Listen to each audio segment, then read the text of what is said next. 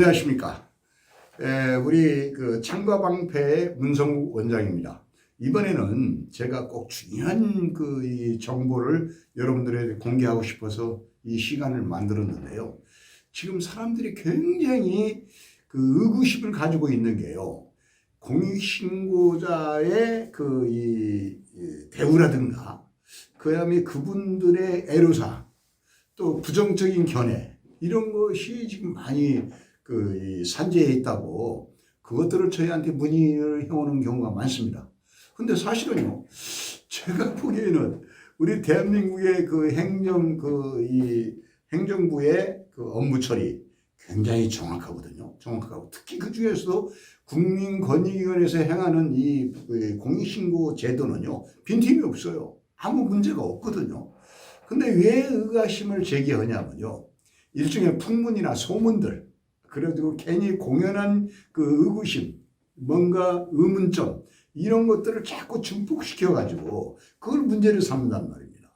그게 뭐냐, 정확하게 공익신고의 실체라든가 공익신고의 장점이라든가 공익신고가 대한민국 정부에 얼마나 많은 좋은 영향을 끼치는가, 이런 것들을 이해를 못하니까 그렇습니다. 그래서 이 시간에는 제가 정부를 갖다 감싸고 공익신고 자체의 이 주체인 국민권익위원회를 내가 감싸주려고 이 시간을 할애한 게 아니고요. 여러분들한테 정확하게 이해를 시키려고요. 여러분들이 또 알아야만 공익신고 대회에 합류해서 많은 수익도 올리고, 좀 소문나는 거 거짓말 아닙니다.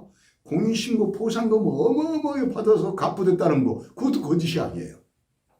그것을 낱낱이 여러분들한테 알려서 이제는 공익신고 대회를 끼면 정말 부자 될 수 있다. 또 좋은 일도 하고, 또 나라도 뭔가 이 행정처리나 이 법을 집행하는 데 있어서 도움이 될 수 있는 게 공익신고다. 이걸 여러분 확실히 부각시키기 위해서 이 시간을 지금 할애한 겁니다. 자, 우선은요, 이 공익신고가 두 가지로 분류할 수가 있어요.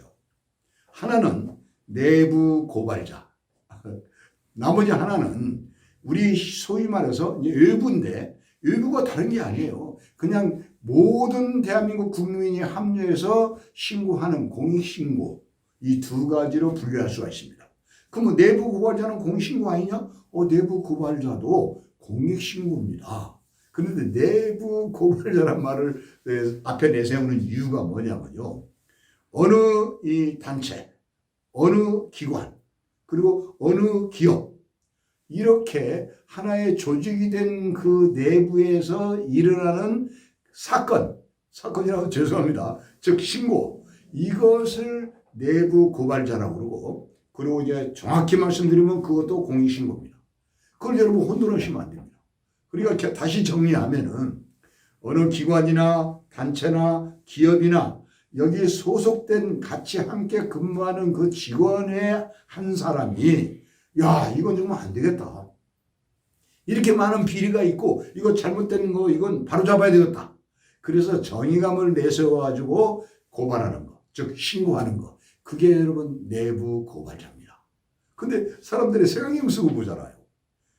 그리고 또 사람들이 문제가 많다고 그냥 선입감을 가져요. 문제가 왜 많습니까? 그 기관에, 그 단체, 그 기업에 문제가 있으면 바로 잡아야죠. 그 정의감을 가지고 그 고발하는 그 사람을 갖다가 색안경을 쓰고 보고, 그 자체에서 뭔가 배타하는 방식으로 그분을 소외시키고, 소위 말하는 왕따시키고, 세상에 대한민국에서는 그런 부류가 많이 합세해서요, 그 정의감을 가진 어느 일부의 내부 고발자, 즉 공익신고를 갖다 배제시키면 안 됩니다. 여러분 잘 생각해 보십시오. 하나의 가정에서도 마찬가지입니다. 어머니 아버지가 잘못됐다. 그러면 자식이 어머니 아버지 잘못된 것을 얘기할 수 있지 않습니까? 엄마는 왜 그러세요? 아빠는 왜 그러세요? 자식이 그렇게 얘기할 수도 있지 않습니까? 근데 그것을 갖다가, 야 이놈아, 아버지한테 감히, 엄마한테 감히, 너희들이 막 그걸 왜 꼬집고 엄마 아빠한테 왜 얘기를 하느냐, 이렇게 하는 것은 잘못된 거 아닙니까? 아무것도 아니에요. 그래서 내부 고발자도요, 그렇게 아무것도 아닌 것을 뭔가 바로잡기 위해서 신고하는 걸, 그걸 이렇게 색안경 쓰고 바라봅니까? 자, 그러면요. 과연 그러면은 우리 그 대한민국에서 내부 고발자, 즉 공익신고해서 돈을 많이 벌어서 갚아댔다는 말이 사실입니까? 예, 사실입니다. 그러면 여러분, 그럼 과연 그 공익신고에서 돈을 얼마나 많이 버는 사람이 있겠느냐? 로또 수준 아니냐? 여러분, 로또는 아무것도 아닙니다. 그건 갭이 안 됩니다. 로또 수준에 10배, 20배, 그보다 더 많이 그런 어마어마한 보상금 받은 사람도 있습니다. 그 정확한 금액은 말씀 안 드리겠습니다. 한 사람이 한 건의 공익신고를 해서요, 250억 원 이상의 보상금 받은 것도 있습니다. 여러분, 제가 이 공개적으로 말씀드리는 것은 거짓을 말할 리가 없고요. 언론에 이미 많이 보도된 사건입니다. 한 사람이 정확한 금액을 말씀드릴 필요 없습니다. 250억 원 이상의 보상금을 받았습니다. 그럼 갚아된 거 아닙니까? 그게 여러분 공익신고의 큰 장점이에요. 이거 예전에 그 신고 보상금제도 지자체에서 행하는 그건 아주 거기에 말도 안 되고 게임도 안 됩니다. 그러면 전체 공익신고자 돈을 이렇게 많이 벌 수 있습니까? 맞습니다. 돈 벌 수 있습니다. 그런데 단지 사람들이 자기 이름 못하니까 셈이 나가지고요, 질투가 나가지고요, 헐뜯고 부정적으로 보는 그런 말을 퍼뜨리고 유머를 퍼뜨리고, 그래서 사람들이 이상하게 바라보죠. 여러분, 공익신고는요 정말 정의감을 가지고 활동하는 떳떳한 사람입니다. 많은 사람들한테, 국민 여러분들한테 이익을 주는 신고가 공익신고예요. 근데 그걸 여러분 왜 배타적으로 바라보시고 왜 부정적으로 보십니까? 자, 그러면 여러분, 아까 말씀드린 또 어느 기관, 단체, 뭐 회사, 기업 이런 데서 신고하는 것이 내부 고발자 공익신고입니다. 그럼 외부 고발자라면 무슨 뜻이냐? 그 외에 대한민국 국민이나 외국인 등록증을 가지고 있는 외국인이나 누구나 신고하는 사람들을 공익신고자라고 칭합니다. 근데 여러분, 이 공익신고를 하는데요, 사람들이 제일 먼저 염두에 두는 것이요, 과연 보상금 얼마씩이나 주느냐, 그리고 과연 공익신고도 활동해가지고 돈을 많이 벌어서 그렇게 정말 치부를 하고 그럴 정도로 수입이 좋느냐. 여러분, 맞습니다. 그 정부에서도요, 국민권익위에서도 엄청난 보상금 지급하고 있습니다. 근데 그것을 낱낱하게 발표를 하고 공표를 할 필요가 없는 것이, 혹시라도 국민들이 그 의혹의 시선으로 바라볼까 봐서 아마 내가 보기에는 그걸 정확하게 공표를 안 하는 걸로 알고 있습니다. 자, 그러면 여러분, 방금 전에 말씀드린 250억 원의 엄청난 보상금 받은 그런 부류의 내부 고발자, 공익신고자 이외에 일부의 측에 말하는 일반 공익신고자들은 그럼 과연 어떻게 활동하고 돈을 얼마나 만큼 많이 버느냐? 간단하게 설명드리겠습니다. 제가 누누이 말씀드리듯이 국민의 안전에 관한 신고 내용, 위생에 관한 신고 내용, 국민의 건강에 관한 신고 내용, 국민의 환경에 관한 신고 내용, 그리고 여러분 이익에 손상되는 거, 정부 예산을 낭비한다든가 부정부패 이런 부분까지 엄청난 그 넓은 광범위한 그 모든 내용들을 낱낱이 신고하는 그 사람들이 외부 즉 공익신고자들입니다. 그럼 여러분들이 공익신고자들이 정말 돈 많이 버냐는 거 자꾸 그걸 가지시고, 저도 여기서 이거에 대해서 집중적으로 좀 말씀드리는데, 여러분 공익신고는요 그렇게 많은 사람한테 이익을 주고요, 정말 나라에 이익이 주고 그 다음에 큰 도움이 되는 일을, 좋은 일을 했다, 그럼 응당한 대가를 바라는 것이요, 그게 보상금이에요. 근데 그걸 달라는 게 아니고요, 우리가 좋은 일이고 선한 일이고 했으면 옛날부터 상장도 주고 상품도 주고 상금도 주고 막 그랬지 않습니까? 그게 보상금이잖아요. 그러면 이렇게 국민권익위원회에서 정부에서 이런 좋은 제도를 시행하고 있으면요, 국민들이 이 좋은 제도를 선의적으로 이용을 해서요, 그리고 모든 사람 국민들한테 이익을 주면서 정부에 좋은 도움을 주면서 그 대가를 바란다. 여러분 그걸 부정적으로 봐서는 안 됩니다. 당연한 거 아니겠습니까?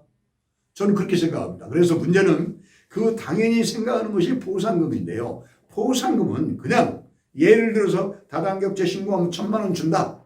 또 자명계좌 하나 신고하면 100만 원 준다. 그건 금액이 다 묶여져 있습니다. 한정되어 있습니다. 그렇지만 그 여타 그 내용들을 전부 그 금액을 한정시킬 수가 없습니다. 그래서 심사위원회, 심의위원회가 다 있고요.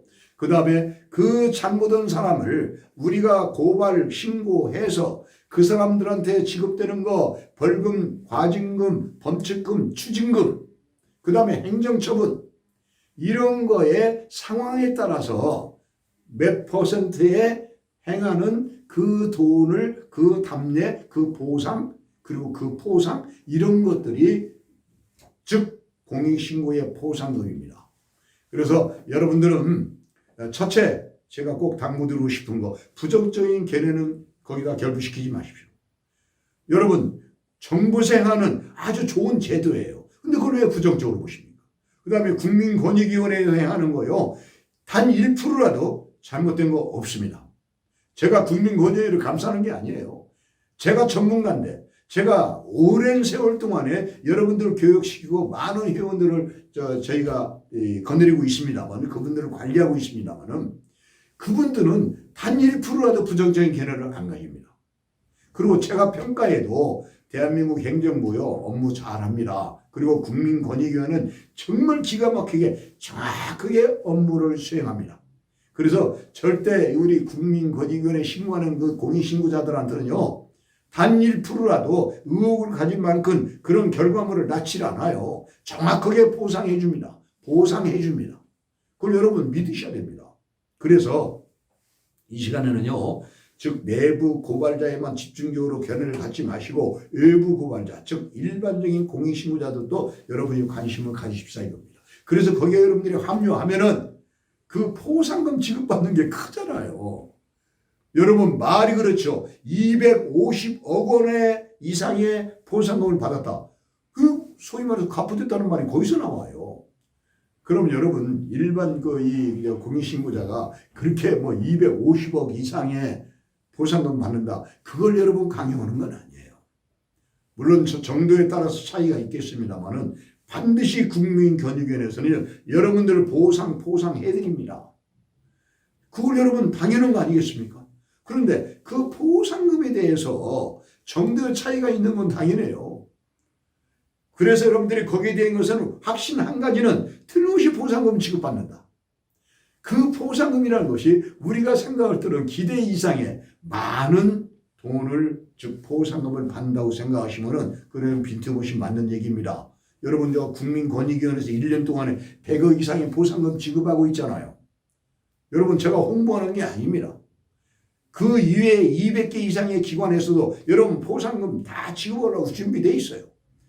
제가 얼마 전에 경찰서 이 민원실을 갔는데요. 거기에 팻말 하나가 붙었어요. 공익신고 접수처.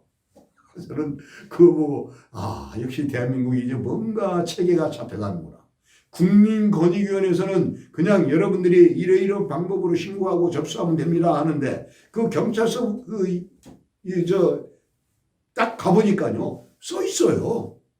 공익신고 접수처. 그럼 거기가 접수해달라는 얘기입니다.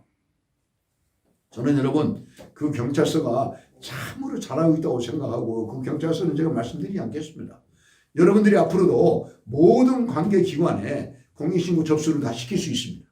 그리고 여러분들이 의아심을 가지고 내가 상대방을 신고를 하고 싶은데 이 내용을 모르겠다. 여러분 그래서 법적으로 공개정보 청구하는 그런 그 사항이 있잖아요. 만들어져 있잖아요. 여러분들이 뭔가 알고 싶으면요. 공개정보 청구를 하세요. 그러면 여러분들이 요청하는 그 내용을 정부에서 낱낱이 전부 다 갖다 드립니다. 여러분 집으로도 배달까지 해줘요. 그러면 내가 알고 싶은 내용을 다 그 공문을 다 확인을 해가지고 거기에 곁들여서 잘못된 거, 부당한 거, 법을 어기는 거 그거 여러분 고발하는 거 그게 공익신고예요. 여러분 저는 지난번에 한번 이렇게 모처를 지나가는데요. 공사를 하고 있어요.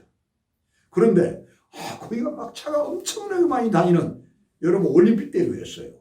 근데 제가 그걸 출퇴근하면서 다니는데 차가 많이 밀려요. 공사 기간이 5일인가 일주일로 떼진 거 알고 있습니다. 그래서 하도 답답해서요. 왜 저렇게 올림픽대로를 갖다 2개 차로를 막아가지고 일주일 5일 동안 공사를 할까? 저 공사비가 과연 얼마나 들어가고 저 공사를 시행하는 이 건설회사가 얼마나 정말 훌륭한 업체에서 공사를 하는가? 저는 그거 알고 싶었습니다. 그래서 저는 바로 공개정보 청구 요청을 해가지고요. 이 시행사가 어디고 이 건설회사가 몇 급의 건설회사고 공사비가 총 얼마고 이 공사 내용은 뭔가 공사 유효 기간은 며칠인가 전부 요청했어요. 집으로 다 날라왔습니다. 정보공개 청구는요. 정부에서 꼭 잘 해줍니다. 그걸 다 낱낱이 보니까요. 문제점이 많았습니다. 근데 여러분 저는 고민했어요. 자, 이것을 또 제가 이 공익신고를 하면은 그 건설회사나 밑에 그 작업하는 인부들이나 모든 공무원이나 공직자나 굉장히 피곤한 현상이 생길 것 같습니다. 그래서 저는 여러분 양심상으로 이걸 신고를 못했습니다. 근데 지금 저 후회하고 있습니다. 여러분 그게 바로 예산 낭비 신고하는 거예요. 즉 현재 그 공사하는 업체가 시행하는 공사비가 총 100억이 들어가는데 제가 알아본 그 내용의 그 실태를 다른 업자한테 의뢰를 해서 제가 이 공사비 얼마 들어가겠습니까 했더니요. 세상에 50%밖에 안 들어가요. 여러분 그런 걸 신고하는 것이 예산 낭비 신고예요. 그러면 국민권익위원회에서 그런 걸 신고해서 50%의 그 공사비를 갖다 전략하게 해준다면은 보상금을 얼마나 주겠습니까? 많이 줍니다. 여러분 이런 것들이 바로 공익신고예요. 여러분 누구나 할 수 있습니다. 어렵게 생각하지 마십시오. 그래서 우리 창가방패에서 책을 출간해서 책을 보시라고 하고 그리고 저희가 개인 지도를 해드리고 강의를 하고 교육을 시키는 거 아닙니까?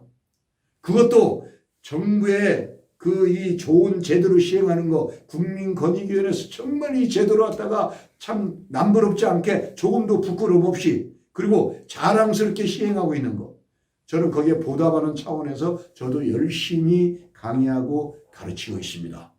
여러분 아무런 경제적인 부담이나 그리고 내가 뭐 능력이 있느냐 제가 학력이 언젠데 내가 뭐 전문가가 아닌데 이런 쓸데없는 걱정하지 마세요. 누구든지 할 수 있습니다. 외국인도 할 수 있어요.